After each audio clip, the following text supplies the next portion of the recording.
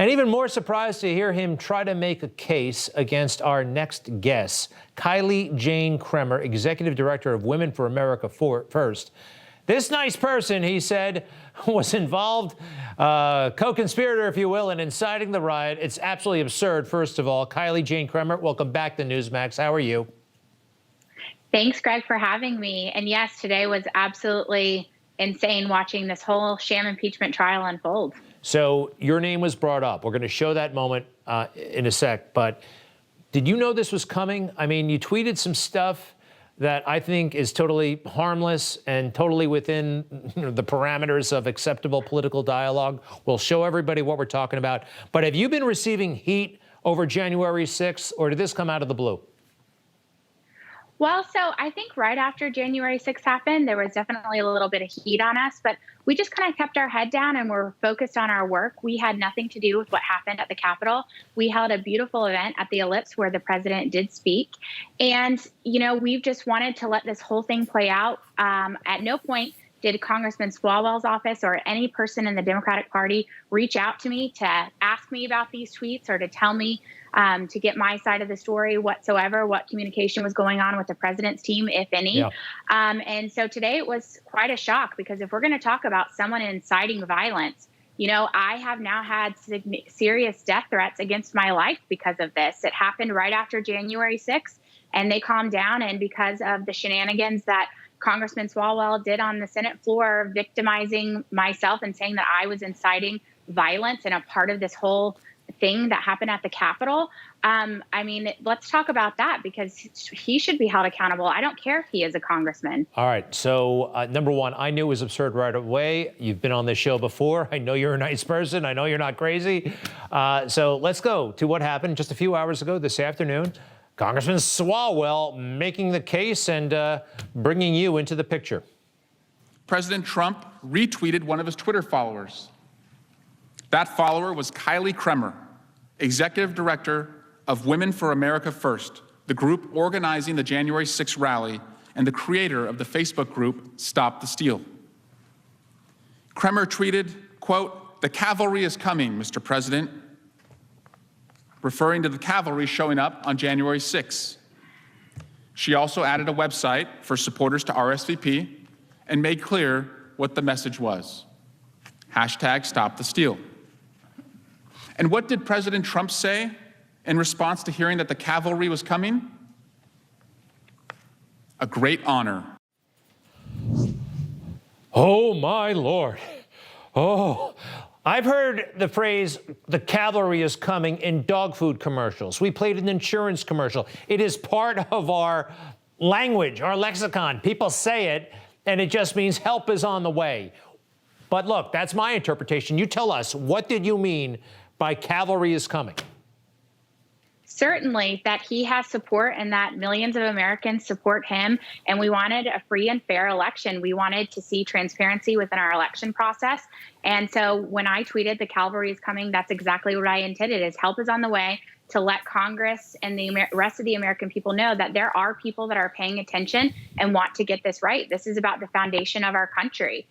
So that tweet, like you said, has been used time and time again. I believe Mayor Bill de Blasio just recently said the cavalry is coming when speaking about vaccines in New York. It's used over and over again in the political dialogue, and there is nothing about inciting violence in that tweet. And to do so is just to make it follow their narrative that anyone who supports the president or has conservative values is a domestic terrorist, a Trump terrorist, I believe that they've been calling us. Well, on the bright side, it's coming from Swalwell, and nobody takes this guy seriously, although his efforts are part of a, broader effort to delegitimize Trump supporters and use this kind of harmless language against us. I think it's interesting. 2 days before January 6th, you were on C-SPAN, and this is what you were talking about that could happen. And folks, you tell me if she's speaking about a riot or a coup. I think that we just have to let the process play itself out. It's a very complicated process. There are many different avenues that can happen from Wednesday. So we just have to be patient and follow along to see what is happening, not only in Congress, but some of these court cases as well. I mean, yeah, it was pretty cut and dry. Cut and dried. It was complicated, but, there were a lot of efforts underway. There were lawsuits, and there was the Electoral Count Act, which was actually exerted for a little while on January 6th. That's the kind of thing you were talking about, I believe. Absolutely. I mean, what we wanted for that day was for Congress to be able to present the evidence about the election in these different states where they were protesting the Electoral College. And we were not able to see that because of the events that unfolded at the Capitol that afternoon. And while it was tragic, and my heart certainly goes out to those people that lost their lives, we had nothing to do with that. And we wanted nothing more than for those senators and congressmen to be able to stand up and present the evidence on the floor about the election and how it unfolded. And unfortunately, that process did not happen.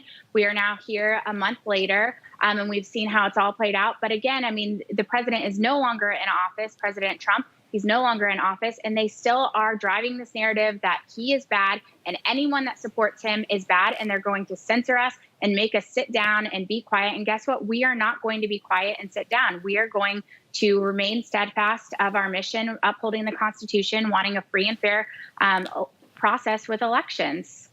I love it.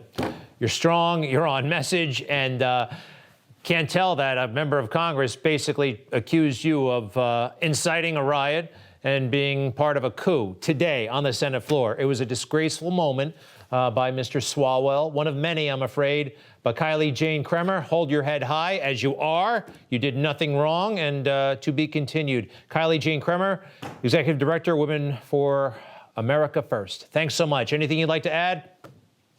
Thanks, Greg. And no, I would like to see Congressman Swalwell be held accountable for his actions. He's the one that's inciting violence against average, everyday Americans just like myself. And, this process of how everything is so amped up and the rhetoric is just so vitriolic, we really need to tamp that down and remember that we're all Americans and that we should all be rooting for America to win. Well, if you ever get in trouble, you can call in the cavalry. I will be a member of that cavalry team. Relax, Congressman Swalwell. All right. Thank you very much. Good to see you. Thank you, Greg. You bet. We'll be right back.